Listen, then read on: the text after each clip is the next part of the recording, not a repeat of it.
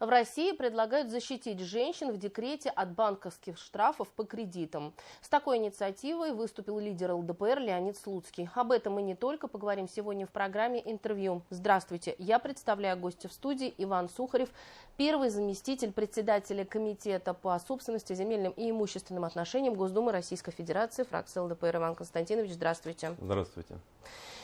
Итак, Леонид Слуцкий выступил с такой инициативой. Есть что сказать по этому поводу? Да, безусловно, есть что сказать.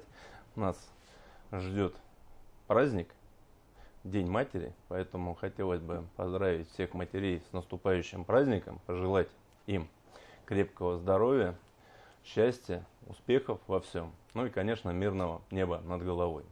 Что касается инициатив Леонида Эдуардовича и в целом партии ЛДПР, мы всегда поддерживали семьи, матерей и отцов, и, конечно, детей. Ну и очень важным направлением для ЛДПР является поддержка многодетных семей. В частности, мы с депутатом Василиной Кулиевой от ЛДПР в свое время вносили законопроект о мерах поддержки многодетных семей, который, к сожалению, не был поддержан большинством, но хочу отметить, что большинство это не отклонило этот законопроект, оно просто не поддержало. То есть люди не голосовали, потому что понимали, что все-таки меры, которые предлагает ЛДПР, они нужны для того, чтобы семья многодетная не распадалась, поддержать ее, потому что мы понимаем, что это в первую очередь финансовая очень большая нагрузка, ну и, конечно, моральная большая ответственность, безусловно.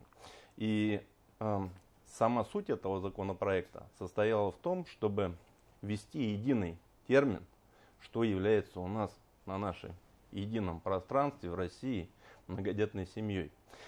Потому что от субъекта к субъекту были совершенно разные меры поддержки, и многодетная семья считалась там 5-7 человек где-то давали газель, где-то там дом давали, где-то участок, ну и все это было в разнобой. И, безусловно, здесь, конечно, надо отдать должное, что в этой части предложение ЛДПР поддержал и президент, и многодетная семья все-таки это 3 и более человек. И вот буквально во вторник мы проводили заседание, выездное заседание фракции ЛДПР в парламентской библиотеке на проспекте Вернадского, которое было посвящено защите прав матерей. Ну и, собственно говоря, конечно, в отрыве от семьи, от детей, от мужа, наверное, многодетная семья невозможна. Но здесь именно вот шла речь о матерях в связи с тем, что нас ждет как раз праздник, День матери. В преддверии этого праздника как раз, собственно говоря, это заседание и проходило. Там много было предложений на самом деле, в том числе и амнистия для женщин, в том числе беременных женщин, освобождение тех, кто отбыл 2/3 срока уже от ответственности. Выступали представители службы судебных приставов, и Минтруда, и правозащитники, журналисты, представители, собственно говоря, общественных объединений, которые занимаются как раз защитой матерей. И здесь, конечно, то есть демография, вопросы демографии, вопросы народосбережения, это очень важные вопросы, которые поднимает и президент нашей страны, и поднимает, конечно, ЛДПР на протяжении всей своей истории. Потому что мы, к сожалению, являемся самой большой страной, но с небольшим населением. Великий Менделеев говорил о том, что к 2020 году население Российской империи должно составить 550 миллионов. Но, к сожалению, мы видим результат войн, результат революций. Ну и, собственно говоря, мы понимаем, что 91 и 93 год также оставили свой след. И, собственно говоря, сейчас мы имеем около 150 миллионов человек на такую огромную территорию. И это надо менять. Безусловно, то есть многодетная семья, это должно быть модно, это должно быть современно. И одними мерами поддержки, то есть материальными, конечно, обойтись сложно. Когда дают человеку участок, он просто не имеет средств, чтобы построить на нем дом. То есть таким образом этот участок остается пустующим. Здесь, конечно, и должны быть такие нормальные условия по ипотеке для этих семей. Ну и, собственно говоря, очень важным является поддержка родителей, которые занимаются воспитанием детей. В свое время я вносил даже законопроект, который позволяет получать среднюю заработную плату родителю, который воспитывает от 3 и более детей, в том числе даже усыновленных. То есть среднюю плату по субъекту. Ну и, конечно, он имеет право на пенсию, соответственно, ну и на все остальное. Сейчас, я думаю, наверное, мы обсуждаем вот уже у нас во фракции, в том числе у нас работает законотворческий совет. Я считаю, что можно это сделать по-другому даже. То есть человек, который уже занимается 2 и более детьми, то есть это человек, фактически выполняющий очень тяжелую работу, которая должна быть оплачена. Это очень важный момент поддержки наших родителей и поддержки тем более многодетных семей. Ну и, собственно говоря, вот в рамках фракции выездного заседания обсуждались вот эти все предложения, и мы надеемся на их реализацию. Иван Константинович, если говорить о главных событиях, то одно из них — это 80-летие Владимира Жириновского. Вы говорили о том, что прошел оргкомитет. Какие события, мероприятия приурочены? Ну, собственно говоря, оргкомитет действует у нас на федеральном уровне под руководством Вячеслава Викторовича Володина, председателя Государственной Думы Федерального собрания Российской Федерации. Там, то есть, все мероприятия наверху, которые обсуждаются. Но и у нас также создан оргкомитет, за что спасибо руководству республики в лице Радь Фаридовича Хабирова, под руководством Константина Борисовича Толкачева. И сейчас вот мы обсуждаем уже план мероприятий, которые будут проходить здесь, на территории Республики Башкортостан. Кстати, первое мероприятие спортивное, которое прошло в рамках вот этого указа по празднованию 80-летия юбилея нашего лидера Владимира Вольфовича Жириновского. Первое мероприятие спортивное по самбо прошло в Волгограде под эгидой фонда «Плечом к плечу», который как раз занимается помощью специальной военной операции, участникам специальной военной операции, членам их семей, через которые мы отправляем то, что нужно нашим бойцам, но на очень высоком уровне. Ну и, собственно говоря, это первое событие. И 30 ноября, в День матери, кстати, мы будем проводить фестиваль единоборств в Сипайлово, в Приозерном, где будут участвовать более 10 федераций. Также это мероприятие будет посвящено памяти Владимира Вольфовича Жириновского в рамках указа президента Российской Федерации о праздновании как раз юбилея Владимира Вольфовича, основателя старейшей партии в истории современной России, которая, кстати, сейчас занимает твердое 2-е место в политической системе Российской Федерации. Иван Константинович, и я знаю, что регулярно проходят приемы граждан. С какими вопросами обращаются люди? Слушайте, совершенно с разными вопросами.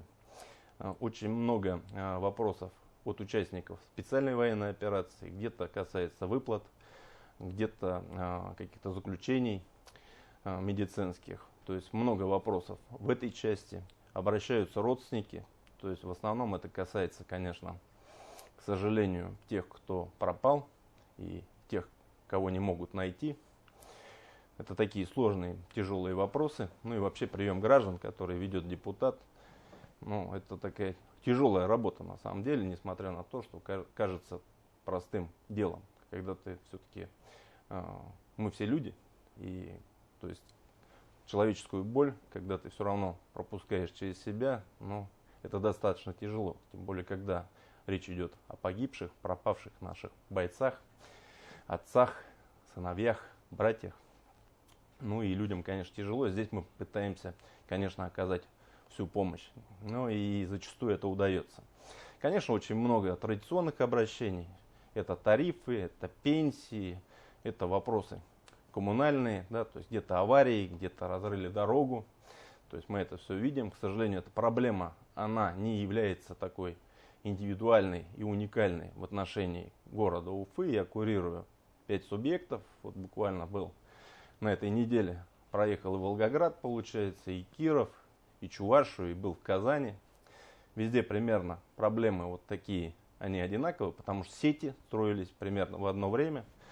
И, конечно, ну, степень их изношенности катастрофическая. Мы видим, что там или там какие-то протечки. И эта проблема является колоссальной, то есть в масштабах страны, и требует огромных вливаний. Вот это тоже является, конечно, большой проблемой. Где-то, конечно, безобразничают управляющие компании у нас, собирают деньги, ничего не делают. Товарищество собственников жилья поделывают протоколы.